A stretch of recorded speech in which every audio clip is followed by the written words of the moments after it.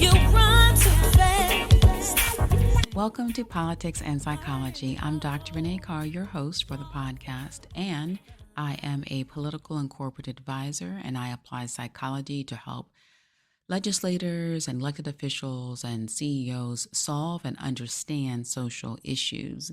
One of those issues is relationships and the impact on how relationships can then affect larger communities as well as states as a whole. And so, in order to have a satisfying and healthy relationship, it begins on attraction. And so, today we are talking about the psychology of romantic attraction. So, if you desire a romantic relationship or want to be married, then it's who you choose, and who you choose will be influenced by who you are attracted to and who is also attracted to you. In romantic attraction, the attraction is a combination of positive thoughts plus positive feelings that one person has about another person, combined with the desire to form a romantic relationship with that person. But how do you create attraction, and then what attracts us to one person and not to another? And why are some people attracted to us, or we attract a certain personality type more than we attract other individuals? Well, that's what we will discuss today. And we will focus on the 6 domains of romantic attraction. So the first is the 8 major traits associated with attraction and attractiveness. 2, male and female differences in attraction.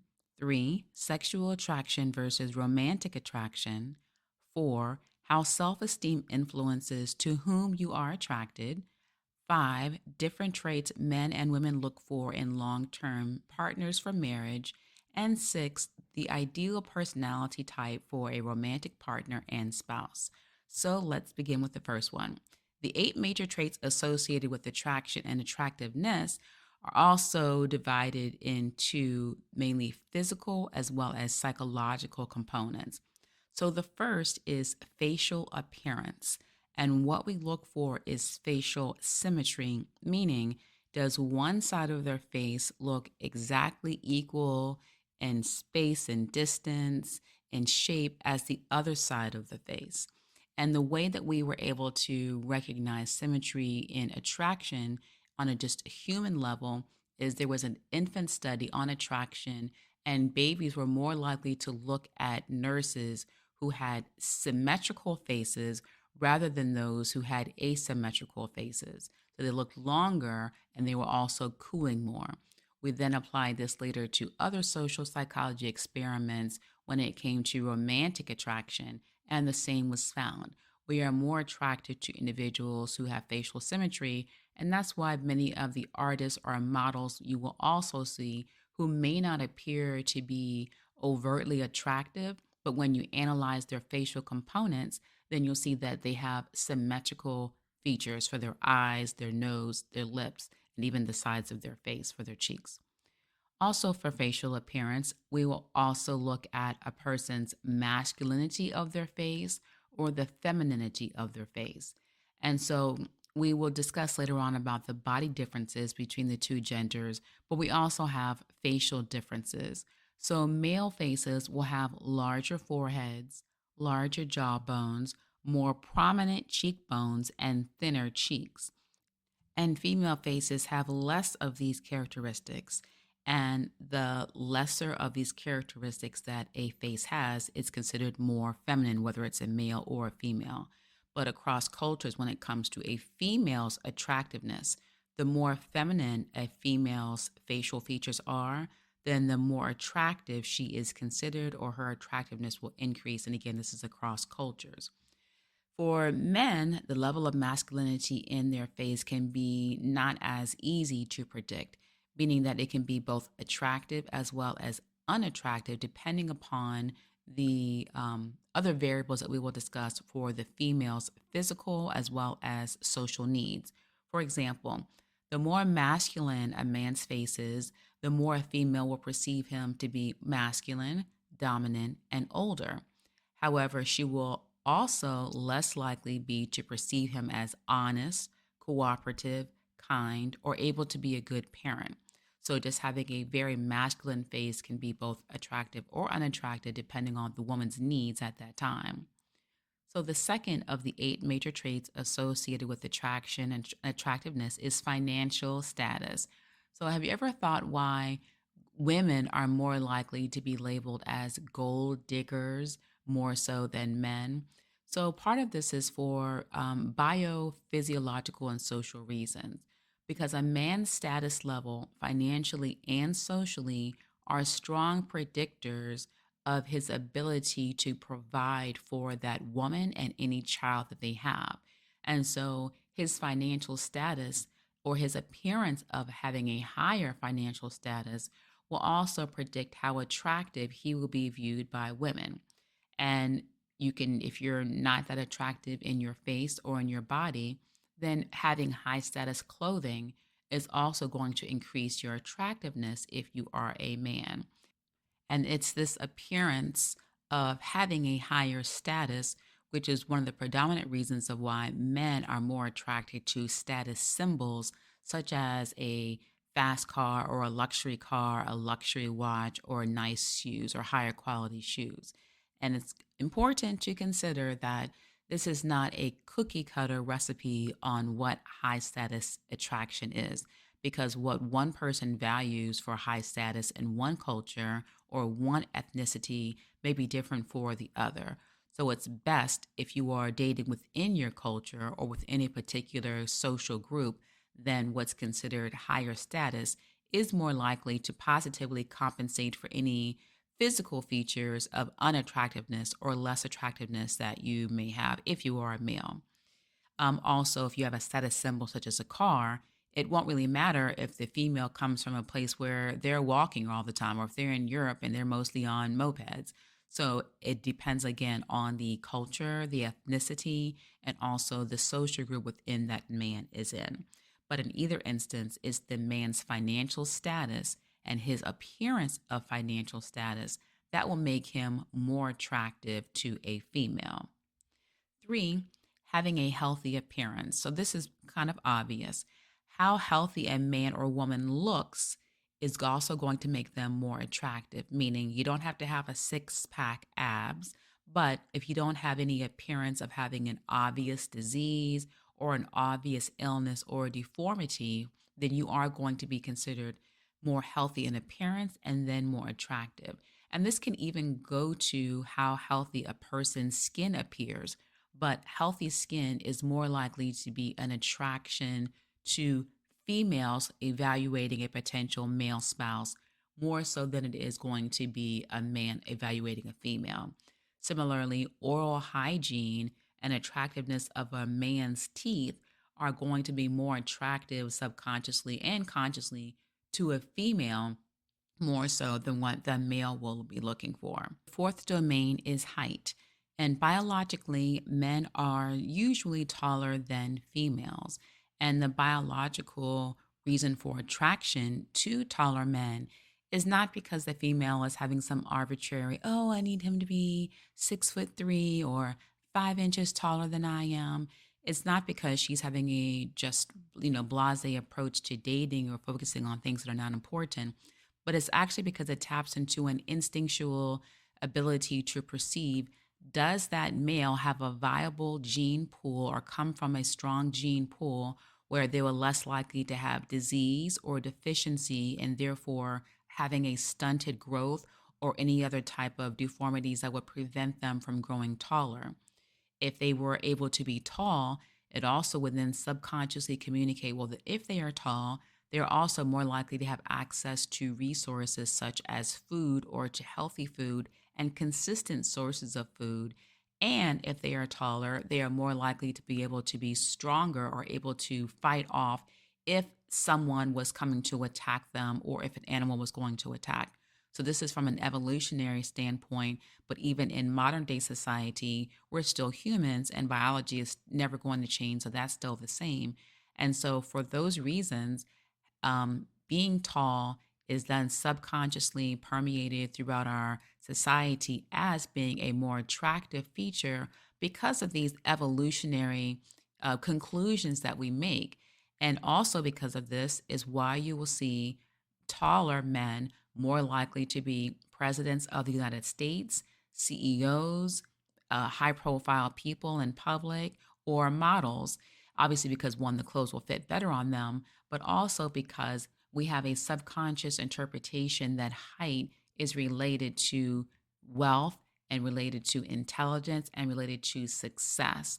And therefore, because women are attracted to viable men who can help their children live longer, then they are going to then view that taller guy more attractive because of his height, even if his face is not as attractive.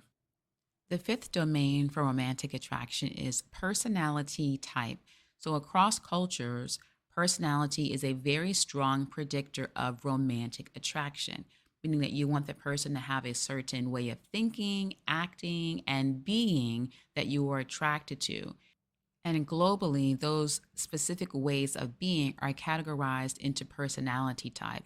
And so we call these the big five for the personality domains, and they are neuroticism, extroversion, openness to experience, agreeableness, conscientiousness, and neuroticism. Now, I did not mention introversion because introversion and extroversion are actually connected. So you are not always consistently an extrovert or only an introvert. You can vary at different times, but it would depend on, are you at least 51% of the time, 51% of the situations more likely to be extroverted or introverted. So if you're at that 51% mark, then that will make you more extroverted than introverted, but you may not necessarily be a complete extrovert or a complete introvert unless you get into the higher percentages, such as 70% of the time. Now, of these big five personality types, there are four personality types that both men and women are more attracted to. And if they're not attracted to the full personality type, they are more attracted to these personality traits. Traits meaning that they have characteristics or smaller levels of these, but not a full blown personality type. For example, narcissism is a personality disorder. So a person can have a full narcissistic personality disorder, or they cannot meet the full criteria but will only have narcissistic traits. And that's the same way we would have with personality. You may not have a person who meets the full criteria for extroversion, but they have extroversion traits. And so the traits that both men and women are most attracted to are extroversion, agreeableness, ambition or conscientiousness, and having lower levels of neuroticism. So that means that when one individual is looking for a longer term partner, they want someone who's more outgoing than them, more agreeable, more ambitious, and more emotionally stable than how they are. But it's also important to understand, in case you're not any of those, but you're still looking for love, that although humans are more likely to have in their mind a fantasy or a vision of their ideal romantic partner or their ideal spouse, most often who we marry is not the full listing of that personality type or that personality traits. So don't give up on yourself if you're not an extrovert or if you do have more emotionality in your personality. So the sixth category is weight and body shape. And so just like when it comes to the perception of wealth or financial status, then weight and body shape are also influenced by culture. In Western societies, like in America, then thinness is perceived as more attractive.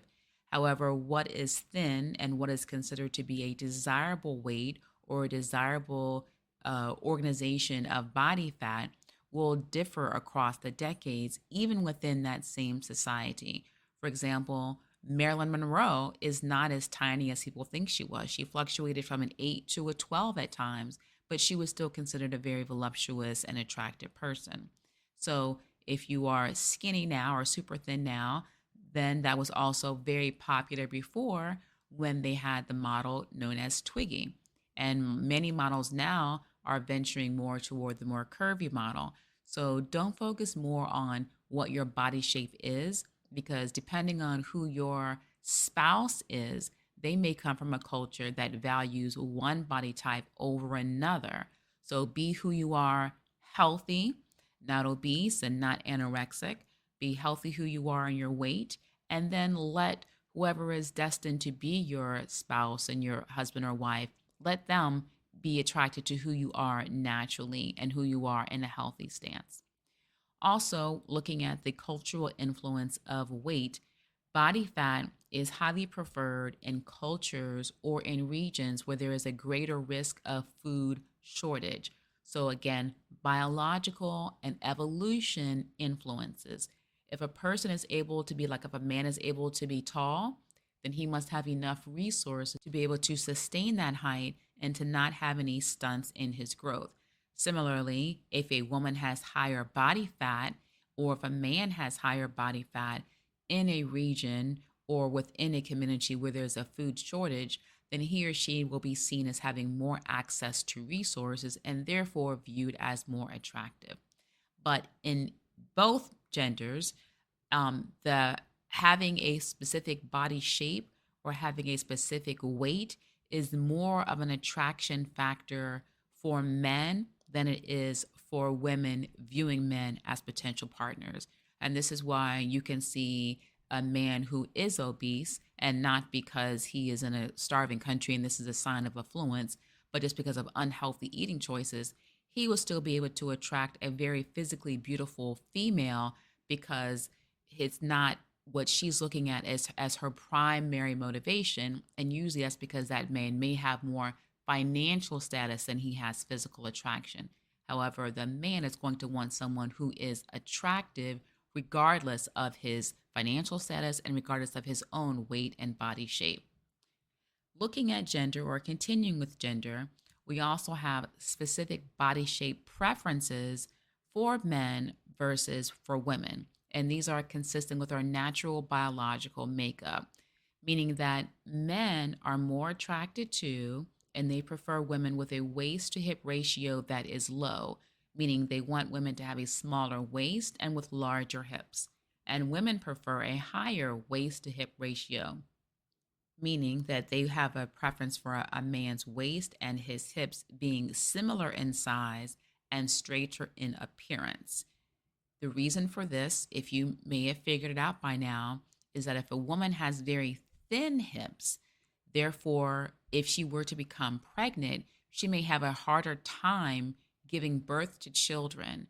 And therefore, either she may die or the child may die, or they may have limited offspring in their marital union. So, subconsciously, a woman with wider hips is viewed to be more able to not only carry children, but also to carry more children and to have more healthy delivery of children. So, body shape, is again like with culture for the financial status, it's influenced by culture in that ethnicities where women are genetically more round in shape or more petite or more straight in appearance or having any other type of phenotype, which is a phenotype meaning a common observable characteristics for that ethnicity. So, if in a particular culture or ethnicity, if women have a genetically more consistent physical trait, then it's also what's in that ethnicity that is also more likely to be considered attractive. So, again, when it comes to weight and body shape, don't focus on being a particular media pushed image of what's attractive. Be who you are naturally and healthily. And depending on where your spouse comes from, or depending upon his or her ethnicity, then that will be a stronger influence on what he or she is attracted to. So just remember to be healthy and focus on that first and foremost. And the seventh domain is youth, which I will explain in a few seconds. And the eighth domain is culture. So I've been mentioning culture throughout the other domains, but culture in and of itself can be a strong predictor in attraction, meaning not only will it influence what you physically define as attractive, but also it will reflect, well, do we have the same morals? Do we have the same social beliefs? Do we have the same cultural understanding of what a man does and what a woman does? Do we have the same religious upbringing, or do we have the same belief for education? So, again, for the ambition. So, culture will be a strong determinant in addition to physical attractiveness, but also social variables such as ambition, religion, parenting styles, morals, and other values. So, now let's go to youth. So, youth is also heavily influenced by gender differences, just like weight and body shape.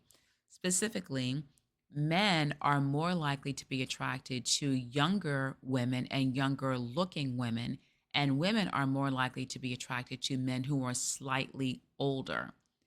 So, going back to biology and evolution, we have a basic biological foundation for romantic and sexual attraction based on our gender because it gives us a subconscious scanning or a subconscious evaluation of if a potential partner is genetically fit for reproducing. So, of course, it makes sense. Men are not just being pig-headed if they want a younger female because they can have and produce sperm for throughout their whole life, whereas women only have a very limited time of producing eggs, having a menstrual cycle, and being able to bear children. So it's natural for a man to be attracted to a younger woman because it will signify to him that not only is she able to have a longer time to have children, but also her children will be more likely to be viable than a woman who is 20 or 30 years older than that person. Men are also more likely to be attracted to a woman's sexual desirability as well as her physical attributes. When you look at women, then women are less attracted to physical and more attracted to wealth status. And so that's because men are attracted to younger women because they want to be able to produce more viable babies. However, women are attracted to the wealth status or the financial status so they can have a man who can help take care and provide for those viable babies. Although females are more likely to be attracted to the perception of a man's wealth status, she is also still attracted to his youthfulness, sexual desirability, or physical appearance. However, it's just not to the degree of what a man would focus on. And again, there's biological differences.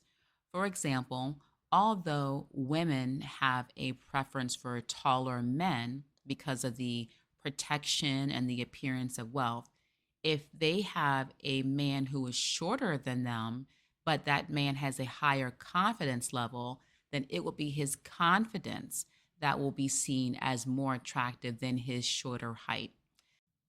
And similarly, although a woman would be attracted to a younger, more muscular man who appears to be more sexually virile, she will be more predictably choosing of a partner who is slightly older. And that's because his older age will then subconsciously communicate that he is able to more financially provide for her, excuse me, than a younger man would be able to.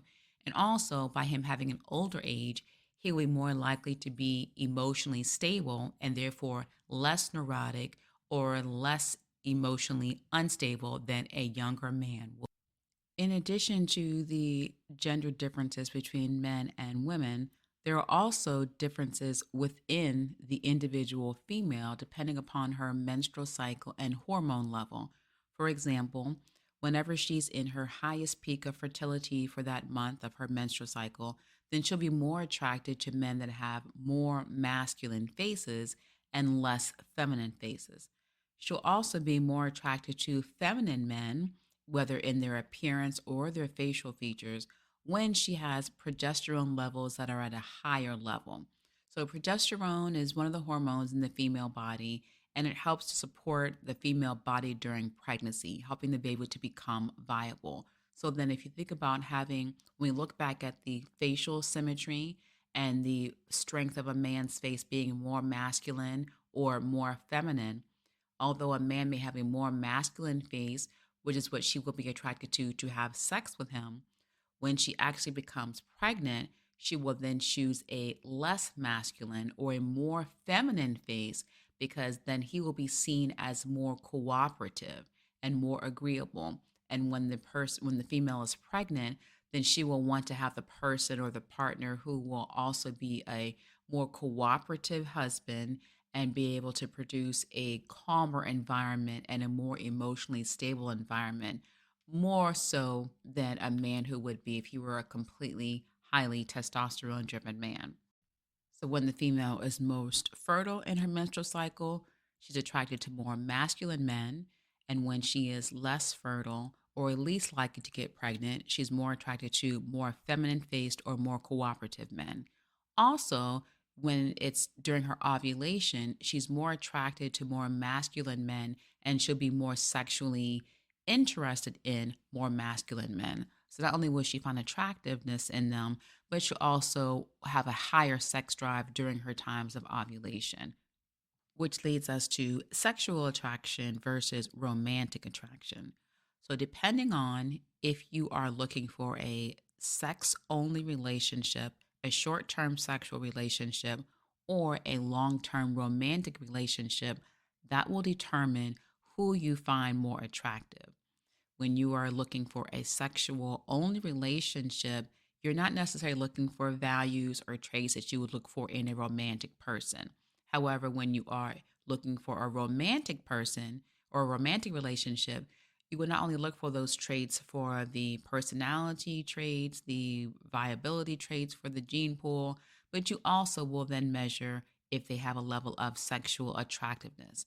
And even if a person is abstaining from sex or a virgin, if it's a romantic seeking, marriage seeking relationship that they're after, then they will still have a level of sexual desirability in their evaluation of a person, even if they don't plan to have sex with that person until after they get married. But when it comes to sex only, it's not about anything long term, it's only about the immediate sexual gratification. Now, in the attractions that are sexual only and short term, the person will be more likely to be attracted to external traits such as physical appearance and physical attractiveness, their actual health and their perceived health, and also their financial wealth, meaning their obvious financial wealth, not the perception of financial wealth, as well as their own level of sexual arousal. So, if it's a short term sexual only relationship, you're more likely to be attracted to external variables and traits. But if you're attracted to or you're desiring of a long term relationship, such as marriage, then you will be attracted to more internal traits that are within the person, who they are. So this means their personality, their intelligence level, if they're kind, their education, their ambition, their level of honesty or trustworthiness, also their emotional stability, as we said, and your level of similarity within them. So, if you're looking for a sex only short term, it's about the external physical, whereas the romantic longer term does include sexual desirability, but it also has a much heavier emphasis on the person's internal trait. Now, there's a common misbelief that it's only men who view women as sex objects or view them based off their sexual desirability, and that women don't have an interest in that. Well, that's definitely not true because the woman would need, obviously, to have sex to be able to produce children, as well as to enjoy the sexual intercourse. But when it comes to whether it's a short term or a long term relationship, then that's where you'll see the differences. Meaning that if it's a short term sexual relationship only, the female will have a significantly higher preference for men who have a higher sex drive and sexual passion compared to if it were a longer term relationship.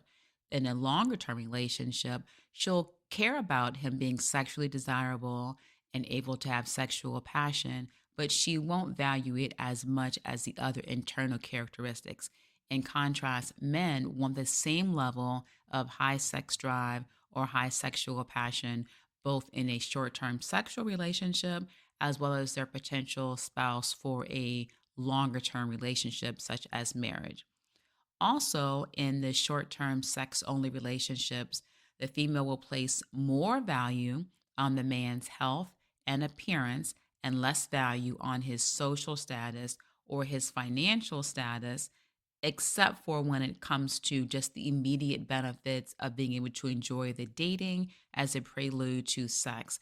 But she'll care less about his ability to provide for her if it's only for a sex only relationship. The female in the short term sex relationships will also prefer a more masculine face, prefer lower pitched masculine voices, and should be more likely to choose a man who is more attractive but less cooperative and has less actual parenting ability than if she were looking for a longer term relationship.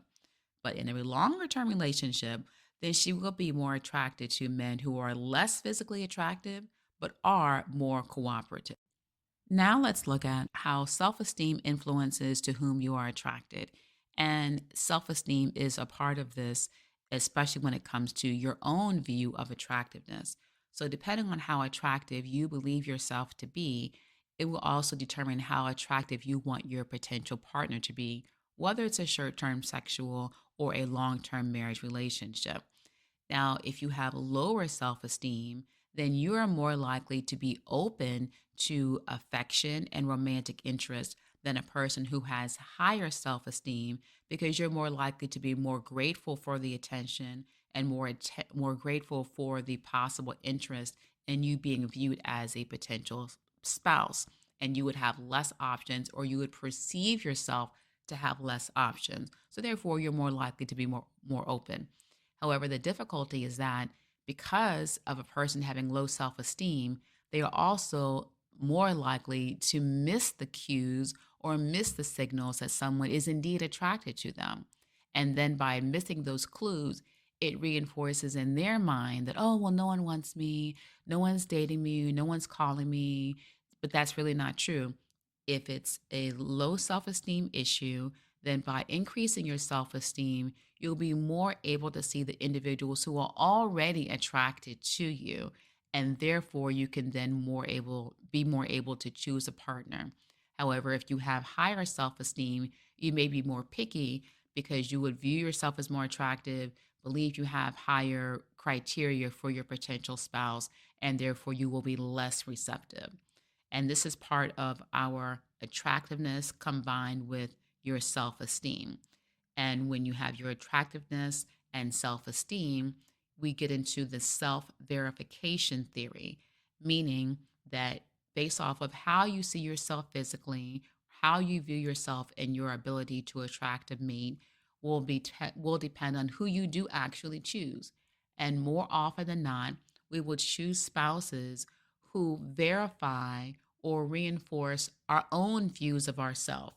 Meaning that if I think I'm sexy, which I do, if I think I'm sexy and my potential partner or spouse thinks I'm sexy, then I'm going to appreciate and be more attracted to that person than a person who would not see me that way. Similarly, if a person believed that they were super intelligent, but their potential dates or the potential spouses did not value their intelligence, then they would not be attracted to them, even if they had all of the other variables that were internal and external, whether it's short term or long term. So, in essence, we are more likely to choose potential long term spouses if they are individuals who reinforce how we see ourselves. If they see us how we see ourselves, if they value the traits in us that we also value, and if they also treat us according to how we believe we should be treated. Unfortunately, like with low self esteem, you will still choose a person who verifies or reinforces your view of yourself. So if you ever think about, well, why do I always attract these women who are only using me for money or only using me for sex, or men who are always abusing me or taking advantage of me, then it might be because you are subconsciously choosing men or choosing women, if you're a man, who is reinforcing your view of yourself. And because they reinforce what you already think, then you mistakenly think that it's a connection where it's really a reinforcement of your negative self view that's making you comfortable. So, like with weight and body shape, focus on being healthy, not only physically, but also mentally and psychologically, so that you can be in the best physical position, the best psychological functioning to be able to choose a mate who will be healthier for you and lead to a more happy marriage and a more safe and nurturing family environment. This leads us to the next domain, which is the different traits men and women look for in long term partners for marriage. Now, the attraction process usually begins with the four phases. The first phase is that upon meeting each other, whether it was a impromptu date, whether it was a blind date, or just meeting someone like in the grocery store, both persons who have an interest in a long term romantic relationship will evaluate the other person for their physical attractiveness, beginning with their face. Does their face have the symmetry or the facial features that I find most attractive? And if they are attractive enough, you go to the second phase. And that's where the potential partners then subconsciously screen or evaluate the other person for social qualities on a very basic level, meaning are we similar in social class, our education or intelligence level, and maybe what is our religious upbringing or our understanding of social norms. If we have a basic understanding and a basic match for that, and that person has those qualities in a level that we prefer, meaning not too much and not too little of being attractive and also having these basic social qualities, then they will then go on to the third phase, which is then being evaluated for higher levels of compatibility. And this means that they're looking for the actual values that they believe in, that they would view as necessary for a healthy marriage and for a happy marriage. And this is much more than are we of the same social class. This is what do we believe that husbands and wives should do? How do we think children should be raised? What are your religious beliefs on a higher level? How are you practicing those religious beliefs? If they pass the third level of attraction, then the initial phase of the romantic relationship will begin. And this is where they may begin dating. And during the dating process, this is when they continue to have more similarities that are discovered. And the more similar they are, the more attractive they will be, and the more they will have an emotional bond that will lead them to love and then ideally to marriage. And the most common similarities that are evaluated during this dating phase, when the individuals, both of them, are looking for marriage, is seeing, well, how similar are we in our culture, our background, again, our values and morals, not just saying we believe in the same things like at the beginning of the third stage, but in implementation, in actuality, how does that look on a daily basis for your values and morals?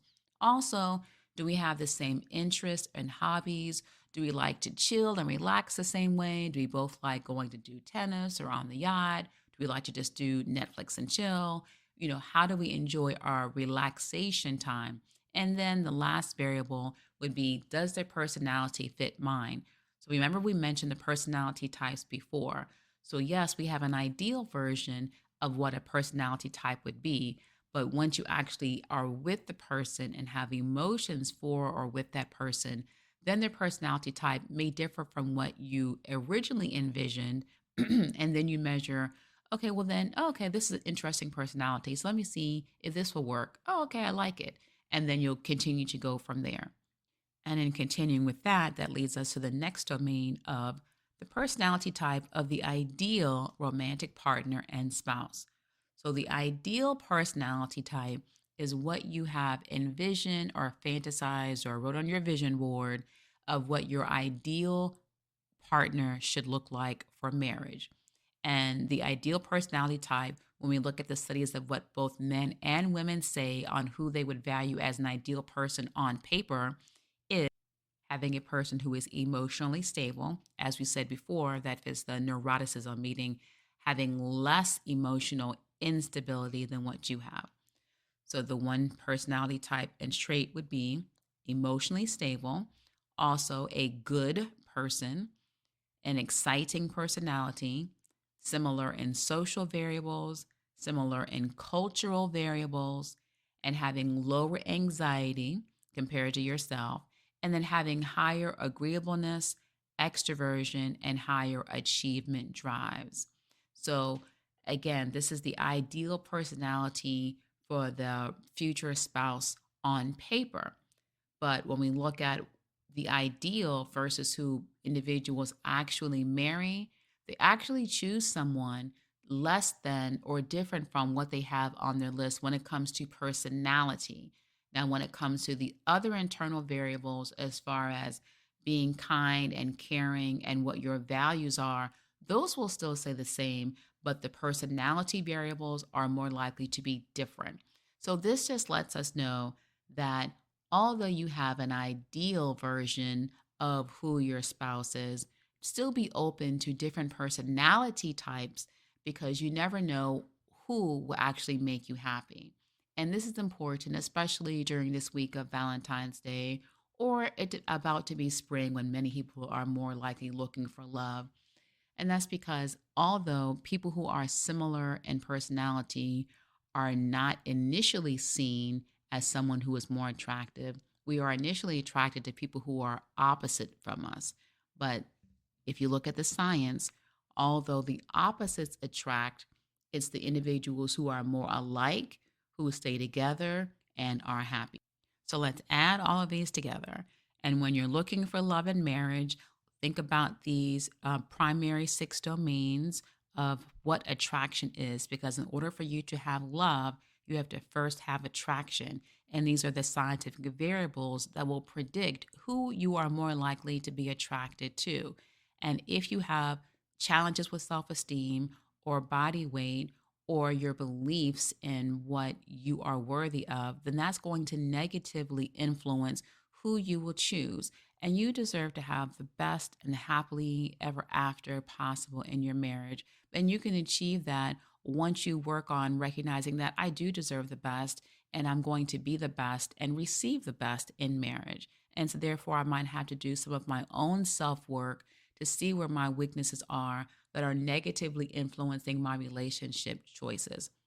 Also, think about just because you are attracted to someone sexually and you have this sexual hormonal connection that makes it feel as if it's an intense passion, don't confuse the sexual passion with love. The problem is when we have sex with individuals, because we have the orgasms that produce oxytocin, which gives us the love hormone, it gives the false appearance of, oh, the orgasm was so great. Oh, I'm so in love. And it's not true. But that causes many people to then mistakenly believe that someone who was a great sexual partner for the producing of children is not going to be the same sexual partner who is also the best marital partner. But because of the sex is highly satisfying, then they confuse the two and mistakenly label someone who was great at sex as being a great partner or a great parent. And for this reason, there are many, not including religion, but just many biological and sociological reasons on why it's better to have sex after you get married so that you don't mistakenly attribute a great orgasm to a person being of true love and of true interest in marrying you. In addition, when you look at attraction at its simplest level, remember that men are more attracted to women's physical appearance and sexual desirability, not actually having sex with her. So it's how likely are they to be sexually aroused by her.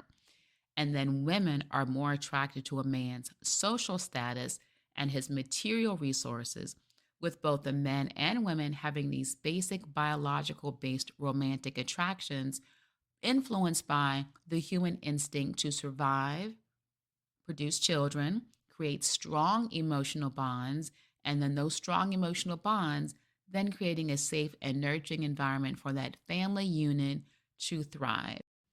So remember to take all of this information with you when you are dating and looking for love, as well as share this episode or continue the conversation with others who you know who are looking for love. And as always, whenever you do share the conversation or continue the conversation, remember to do so using science and definitely love. Walk the path of light. And if you run too fast,